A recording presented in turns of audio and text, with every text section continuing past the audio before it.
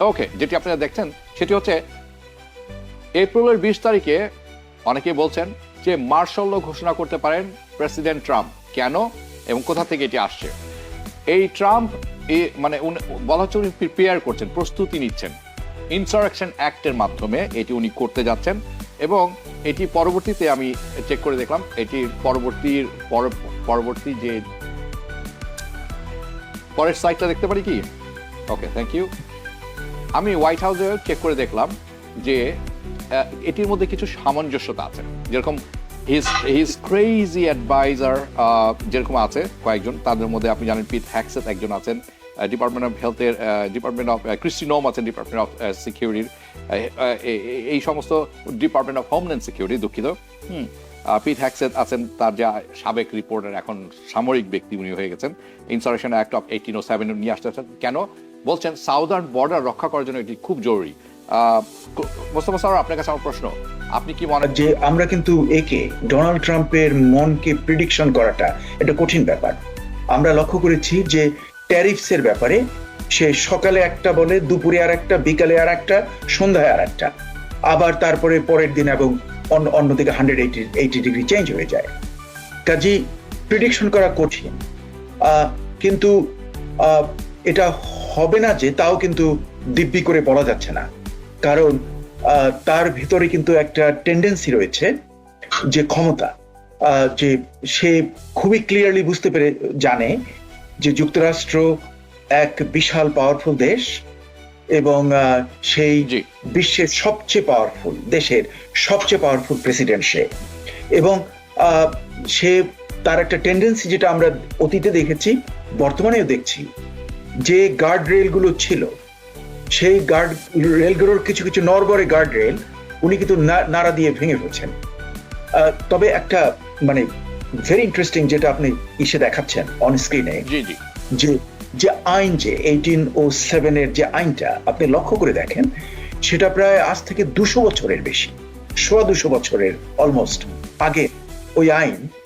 বর্তমানে সে এটাকে প্রয়োগ করার চেষ্টা করছে। এটা কিন্তু অ্যাকর্ডিং টু ইউএস রুল অনুযায়ী সে কিন্তু এটা ইনভোক করতে পারে। হ্যাঁ, এখন প্রশ্ন হলো যে এটা কি বর্তমানে প্রযোজ্য কিনা। এ ব্যাপারে বিভিন্ন জনের বিভিন্ন মত আছে। আমি কিন্তু এই মার্শাল ল জারির পক্ষপাতী নই, কারণ এটা কোন দেশকে খুব একটা মঙ্গলের দিকে নিয়ে যায় না। জি, ধন্যবাদ। আমি আসছি আপনার কাছে। আমার মনে হয় না মার্শাল ল জারি করার পক্ষপাতী আছেন এমন কাউকে খুঁজে পাবেন, আনলেস সে মানুষ যদি নিজে আর্মিতে না থাকে, কারণ এটি ছাড়ার কোনো সম্ভাবনা আমি দেখছি না। হাসান ফেরদৌস, আপনি ছোট্ট করে আপনার কথা তুলে ধরতে পারেন এখানে, কিন্তু আপনাকে আরেকটি প্রশ্ন দিব আমি। আমরা জানি এপ্রিল মাসের 4 তারিখ কেন বেছে নিলেন এই ট্রাম্প এই মার্শাল ল? আমরা বলছি আসলে উনি ইনসারেকশন অ্যাক্টের মাধ্যমে ক্ষমতাটা, সমস্ত ক্ষমতা নিজের হাতে নিয়ে যেতে চাচ্ছেন। এটির আসলে খুব ছোট্ট করে বলবেন ভয়ঙ্কর দিকটা কোথায়? এটি একটি ব্যাপার। আর দ্বিতীয় হচ্ছে, সবচেয়ে ভয়ঙ্কর ব্যাপার হচ্ছে এডুকেশন একটি জাতির মেরুদণ্ড, ভবিষ্যৎ, জাতির ভবিষ্যৎ তৈরি হয় সেখানে। প্রেসিডেন্ট ট্রাম্প সম্প্রতি ইনস্ট্রাকশন দিয়েছেন তার এডুকেশন সেক্রেটারি লিন্ডা ম্যাকমোহনকে, যে উনি যাতে এডুকেশন ডিপার্টমেন্টকে কমপ্লিটলি শাটডাউনের কাজ শুরু করেন, এই এজেন্সি বন্ধ করে দিতে হবে। কিন্তু আমি যতদূর জানি এই কাজটি কংগ্রেশনাল অ্যাপ্রুভাল ছাড়া সম্ভব নয়। কাজেই আমি ওইখানে আলাপ করতে যেতে চাই না, কেন সম্ভব নয়, কিভাবে সিস্টেমিক একটা পলিটিক্যাল ব্যাটার তৈরি হবে। I am not interested. আমি আপনার কাছে জানতে চাই এটি কতখানি ভয়ঙ্কর, এবং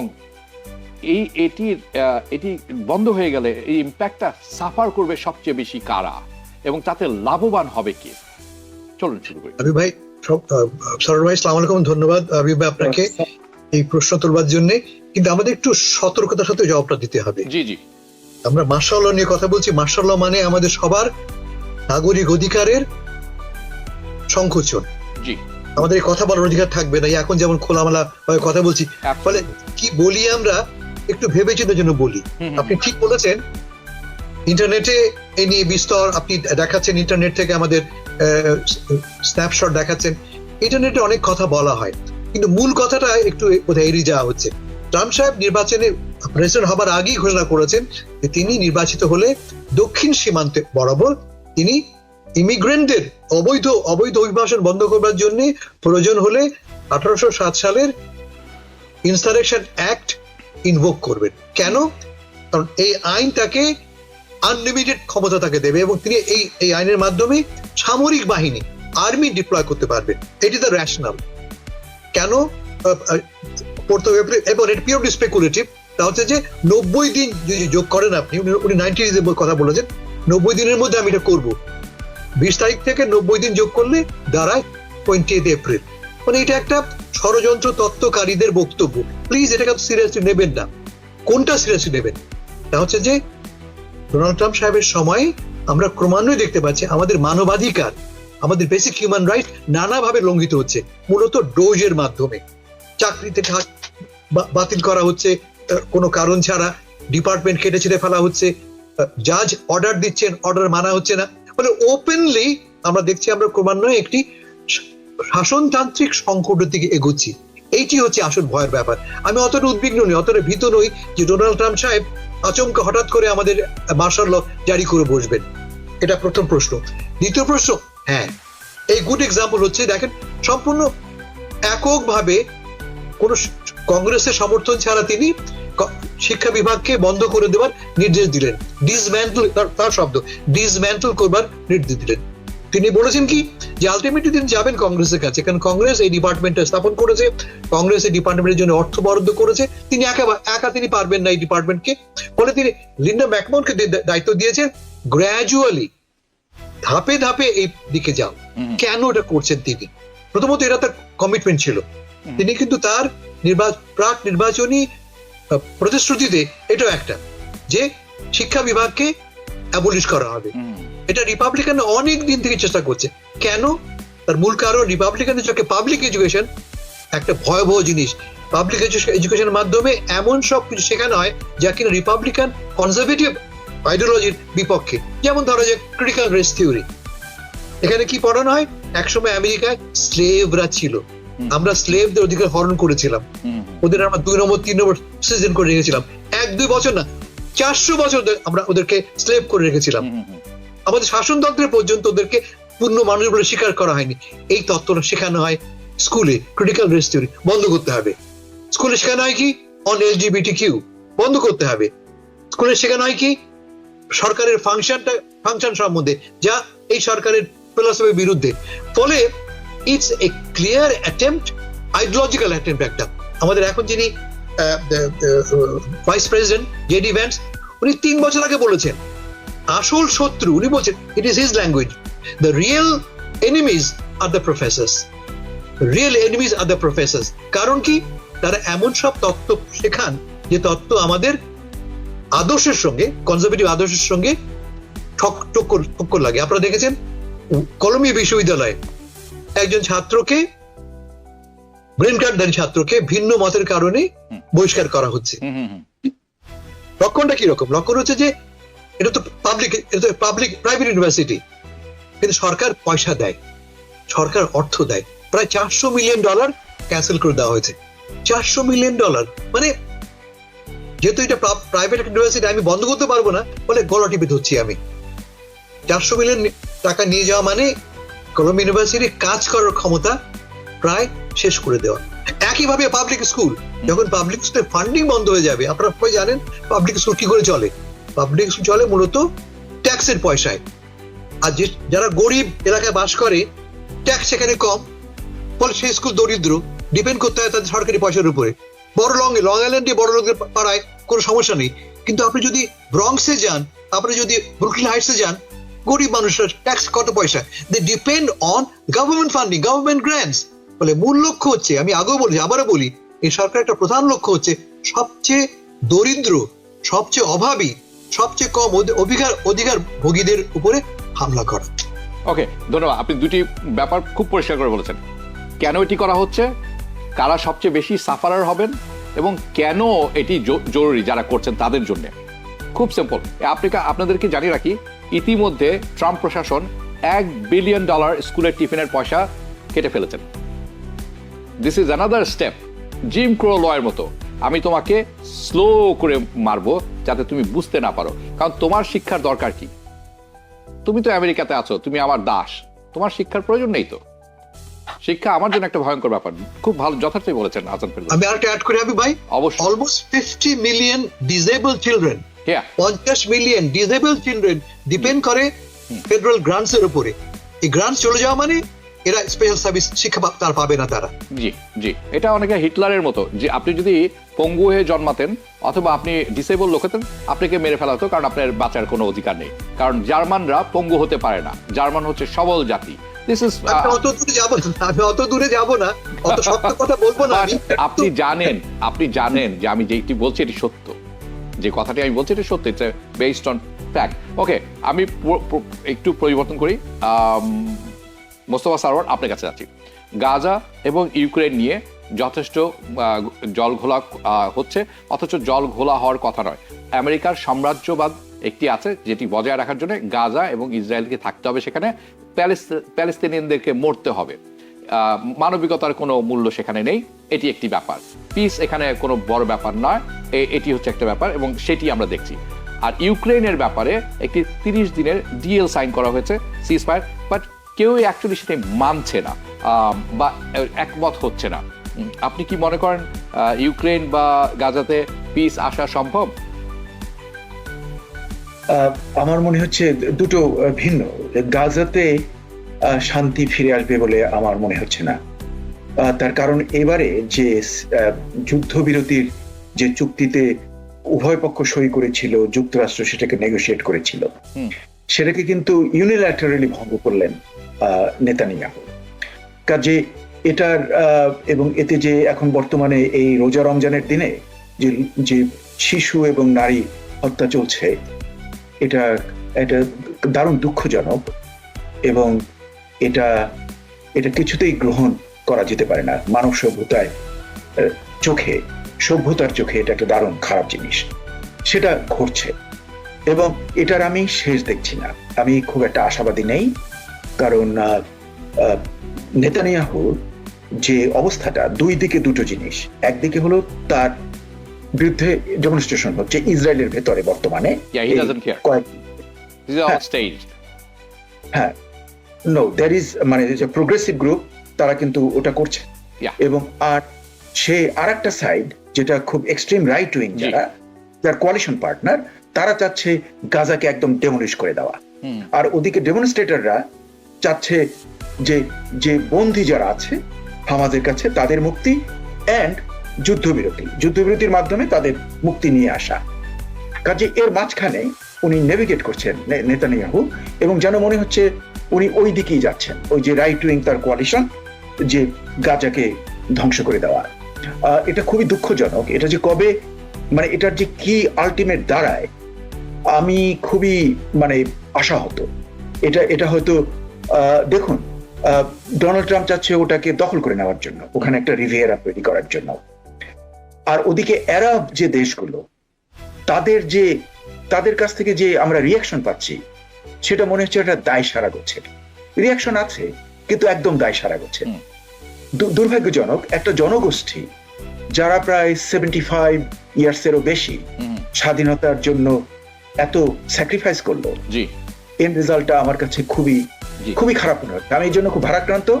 আর ইউক্রেনের ব্যাপারে আমার যেন মনে হচ্ছে যে ওখানকার যুদ্ধটা কিছুটা প্রশমিত হবে, কিন্তু এটাও শেষ হবে বলে আমার মনে হচ্ছে না। কারণ আইসি যে ইউক্রেনের যারা বন্ধু, তাদের মধ্যে একটা বিভক্তির সাইন চলে আসছে, এবং এটা ভবিষ্যতে নির্ভর করবে যে এটার ব্যালেন্সিং আউট কি হয়, তার উপরে নির্ভর করবে ইউক্রেনের যুদ্ধ। কাজে ওখানেও আমি একটা খুব বেশি আশাবাদী নই। জি, আপনি যথার্থই বলেছেন গাজার ব্যাপারে। আসলে গাজা হামাস তো যুদ্ধ নয়, ইসরায়েলের গণহত্যা বলা যেতে পারে। সাথে আছে পশ্চিমা বিশ্বর গণহত্যা, সেই গত 75 বছর 100 বছর ধরে চালিয়ে আসছেন তারা। এই ব্যাপারে আসলে রাগঢাক করার কোনো উপায় নেই।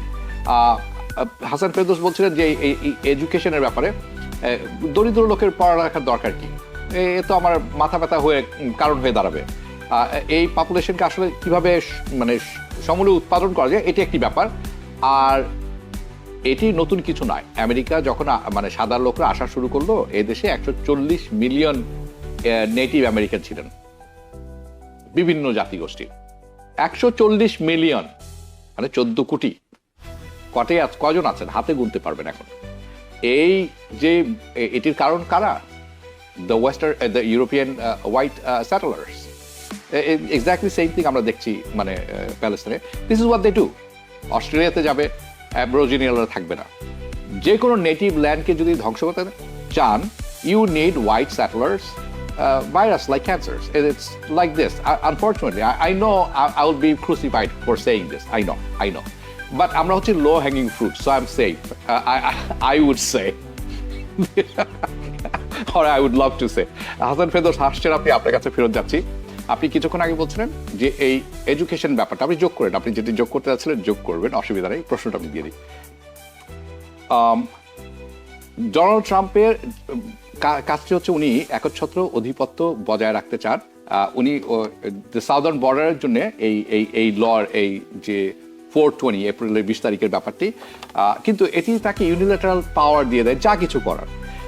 ঠিক আমরা যেমনটি ধারণা করেছিলাম যে ইলেকশনের আগে উনি সিস্টেম্যাটিকলি বিভিন্ন ইনস্টিটিউশন, বিভিন্ন এস্টাবলিশমেন্টকে ধ্বংস করে দেবেন, কারণ এটি তার প্রথম টার্মে খুব তাকে পীড়া দিয়েছিল, তাকে তার মতো করে কাজ করতে দেয়নি অ্যাকর্ডিং টু হিম। এটি সব উনি ধ্বংস করে দেবেন, যার ফলে উনার হাতে সব রকম ক্ষমতা থাকবে। সম্প্রতি ট্রাম্প জাজ বোর্সবার্গকে ইমপিচ করার জন্য কথা বলেছেন এবং উনি বলেছেন প্রেসিডেন্ট এইটা লটি ব্যবহার করতে পারেন। 1798-এর ডিপোর্টেশন, যে স্পিড অফ ডিপোর্টেশনের ব্যাপারে উনি কথা বলছেন। এই চিফ জাজ হচ্ছেন federal court of Colombia, district of Colombia, যিনি 1923 সাল থেকে উনি আছেন ওখানে। প্রশ্ন হচ্ছে ট্রাম্প কি তাকে ইমপিচ করতে পারেন কি না, এবং যদি পারেন তার সিগনিফিকেন্স আসলে কত দূর? আচ্ছা, আমি আপনাকে একটা কথা বলি হাবিব ভাই, সবার জন্য আর কি। আমি আগেও বলেছি, যখনই আমরা ইসরায়েল নিয়ে কথা বলবো আমাদেরকে কিন্তু এক্সট্রা কেয়ারফুল হতে হবে। আমি বলি কেন, কলম্বিয়া বিশ্ববিদ্যালয় শিক্ষকদের জন্য একটি নির্দেশ পাঠিয়েছে যাতে করে তারা কখনো ইসরায়েল কথাটা না বলে। ইসরায়েল স্টেট তারা বলতে পারবে, ইসরায়েল বলতে পারবে না। ইসরায়েল বললে ইসরায়েলের দেশের মানুষ বোঝায়, হোলসেল সবাইকে অভিযুক্ত করা হয় অ্যাকর্ডিং টু এই মেমো। ফলে বলতে হবে ইসরায়েলি স্টেট। আমরা এখন থেকে ইসরায়েলি স্টেট অথবা ইসরায়েলি গভর্নমেন্ট বলবো, কেমন? আপনারা আমার সেফটির জন্য, সবার সেফটির জন্য। Thank you. এখন আমি ফিরে যাই গাজা এবং ইউক্রেনে। আমি অতটা কিন্তু হতাশ বুঝি আপনাকে বলার চেষ্টা করেছিলাম। গাজাতে 70 বছর ধরে এই কাণ্ড, কিন্তু 2 মিনিট সময় আছে, আমি বাংলাদেশ প্রসঙ্গটা ব্যাপকভাবে আলোচনা করব। আচ্ছা, আমি আসছি, আমি চেষ্টা করবো। গাজা নিয়ে এই কাণ্ড চলছে 70 বছর, অবস্থার কোনো বদল হয়নি। ডোনাল্ড ট্রাম্প সাহেব কি করলেন? আমাদের কনভারসেশনটা বদলে দিলেন। গাজাতে যে একটা বিকল্প ব্যবস্থা সম্ভবপর তিনি ছুড়ে দিলেন একটা প্রপোজাল, খেলার মতো দাবা খেলছেন, আমি গুটি চাললাম, তুই পাল্টা গুটি চালো, এবং পাল্টা গুটি চালানো কিন্তু হলো। আরবরা তাদের বিকল্প প্রস্তাব উত্থাপন করলো। তারা কি বললো যে আমরা এদেরকে না সরিয়ে, এক্সপেল না করে আমরা এখানে নতুন শহর $53 বিলিয়ন দিয়ে গড়তে পারি। একদম একই অবস্থা ইউক্রেনকে নিয়েও। কিন্তু একদিন আমরা কি কথা বলেছি ইউক্রেন নিয়ে, যুদ্ধ যুদ্ধ যুদ্ধ, কে জিতবে। এখন কি বলছি আমরা? একটু আগে সর ভাই বললেন কি নিয়ে কথা বললাম, বলছি এখন আমরা শান্তি শান্তি শান্তি। মানে কনভারসেশন তিনি বদলে দিয়েছেন। লেটস গিভ হিম, তাকে তার সম্মানটুকু দেই আমরা। ডোনাল্ড ট্রাম্প সাহেব যেভাবে হোক না কেন আমাদের আলোচনাটা বদলে দিয়েছেন, এবং আমি বিশ্বাস করি গাজাতে এবং ইউক্রেনে শান্তি আসার একটা বড় সম্ভাবনা আছে ডোনাল্ড ট্রাম্পের কারণে। আরো একটা গোপন কথা আপনাকে বলি আমি, ডোনাল্ড ট্রাম্প সাহেব খুব চাইছেন শান্তিতে নোবেল পুরস্কারটা, এবং এই 2 ঘটনা তাকে শান্তিতে নোবেল পুরস্কার এনে দেবে বলে তিনি বিশ্বাস করেন। গেল, এটা একটা গেল। আপনার প্রশ্ন ছিল ইমপিচ করতে পারেন কিনা। ইমপিচ তো ডোনাল্ড ট্রাম্প সাহেব করবেন না, করবে কংগ্রেস। হ্যাঁ, এবং তার সিগনিফিকেন্সটা যদি হয়ে থাকে তাহলে তার তাৎপর্যটা কেমন কি হবে দাঁড়াবে? না, তো মাথায় রাখতে হবে যে ইমপিচ করা মানে যদি কংগ্রেস উদ্যোগও নেয়, সিনেটে তো 60 জন লোক ইম্পসিবল। জি, সিনেটে আপনার 60 জন লোক লাগবে কমপক্ষে। সিনেটে তো 2 জনের মাত্র তাদের এক্সট্রা আছে রিপাবলিকানদের, ফলে আনলাইকলি। কিন্তু এটা সিম্বলিক একটা মিনিং আছে। মিনিংটা কি? যে তুমি জাজ, আমার কথা শুনতে হবে। আমি ডোনাল্ড ট্রাম্প, আমি প্রেসিডেন্ট, আমি কংগ্রেস যা বলবো রিপাবলিকান নিয়ন্ত্রিত, তোমাকে তা ক্যারি আউট করতে হবে। এখানে একটা যুক্তিও আছে, রেশনাল আছে। তা হচ্ছে যে তত্ত্বটা হচ্ছে যেটাকে বলে unitary theory of executive. Executive সবচেয়ে পাওয়ারফুল ব্রাঞ্চ। রাইট। সবচেয়ে পাওয়ারফুল ব্রাঞ্চ। আমরা বলি কোইকুয়াল ব্রাঞ্চ বলি আমরা, জি জি তিনটা কোইকুয়াল, কিন্তু এই তত্ত্ব বলছে এবং রিপাবলিকান এটা নিয়ে খুব আলাপ করতে ভালোবাসে, জেডি ভ্যান্স এর একজন সমর্থক হচ্ছে যে কোইকুয়াল কিন্তু I am more equal than the others. Yeah তোমার চেয়ে জুডিশিয়ারি এবং পার্লামেন্টের চেয়ে আমি এক্সিকিউটিভ অনেক বেশি পাওয়ারফুল, এটা একটা আর্গুমেন্ট। সেকেন্ড আর্গুমেন্ট, এটা federal issue, immigration is a federal issue. একটা local court, state court federal issue নিয়ে কোনো রকম রুলিং দিতে পারে না, এই আর্গুমেন্ট তারা প্লেস করেছে। জি লিগালিস্টিক আর্গুমেন্ট, আমি এর ব্যাখ্যা জানি না, কিন্তু আমি এইটুকু বুঝি যে যদি সত্যি সত্যি তাকে ইমপিচ করার চেষ্টা করা হয়, সেটা একটা মেসেজ পাঠাবে পুরো আমেরিকাকে। জি। তা হচ্ছে এই যে এই প্রশাসন যা খুশি করতে পারে এবং তার সমর্থনে এই কংগ্রেস তা পাশ করিয়েও নেবে। Yeah. তবে শেষ কথা বলি আমি, এক্সট্রিমলি আনলাইকলি যে কংগ্রেস এই জাজকে ইমপিচ করবে, তার মূল কারণ এনাফ মেম্বার তাদের নেই, সমর্থন তাদের নেই, এ কারণে। হ্যাঁ, মানে বড় বাঁচা বেঁচে গেল আমেরিকান সিস্টেম এবং ডেমোক্রেসি। যদি সত্যি কথা জানতে চান আমার কাছে, বড় বাঁচা বেঁচে গেলাম। যদি তাদের মেজরিটি থাকতো 2/3, তাহলে তো মানে আমার মনে হয় আপনি আর আমি প্ল্যান্টেশনে কাজ করার মানে প্রস্তুতি শুরু করাটাই ভালো, খুব ভালো, যথাযথ উপযুক্ত সময় হয়ে দাঁড়াতো। সরকার থাকেনও কিন্তু এই এলাকায়, সরকার থাকেন কিন্তু প্ল্যান্টেশনে। I am not Mustafa sir আমার খুব কাছাকাছি থাকে, উনি হবে না আগে, উনার কাছ থেকে আমরা প্রশিক্ষণ নিব তখন।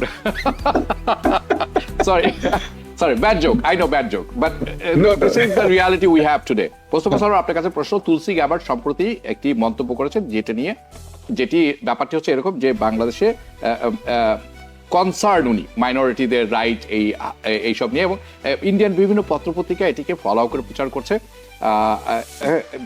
এটি তার কথা হচ্ছে যে there is a long time persecution for religious minorities. কেন উনি এটি বলতে গেলেন, এটি আসল তাৎপর্য কি, শুরুই কি আর না? বাংলাদেশে হচ্ছে কি মানে দুটো খবর, বেশি সময় নেই আজকে, শর্ট অনুষ্ঠান, মানে 1 মিনিট আছে কি 2 মিনিট? 1.5 মিনিট আছে, 1.5 মিনিট আপনাকে। 1.5 মিনিট। হ্যাঁ, বাংলাদেশ থেকে আমরা কিন্তু দুটো ইনফরমেশন পাচ্ছি। একটা ইনফরমেশন যে মাইনরিটি পারসিকিউশন হচ্ছে, আর একটা আমরা পাচ্ছি যে হচ্ছে না। ভারতীয় মিডিয়াগুলো এটাকে খুব ম্যাগনিফাই করে আরো বড় করে দেখায়, কিন্তু মানে আমার প্রশ্ন হলো যে কিছু যে ঘটছে না এটাও কিন্তু আমরা রুল আউট করতে পারছি না। কাজে এমনি একটা পরিস্থিতিতে বাংলাদেশ গভর্নমেন্টের প্রয়োজন হলো যে তুলসী গ্যাবার্ডের সঙ্গে ঝগড়া না বাঁধিয়ে কিংবা তাকে একটা আজে বাজে কথা না বলে, বরং আমাদের ওখানে যে সমস্ত ডকুমেন্টস আছে সেটাকে কম্পাইল করে সুন্দর করে এটাকে তুলসী গ্যাবার্ডদের কাছে দেওয়া, যাতে ওনারা ও কথা আর না বলেন, ওনারা যাতে কনভিন্সড হন যে no, it doesn't happen there. এটাই হলো সবচেয়ে বেস্ট প্রসেস।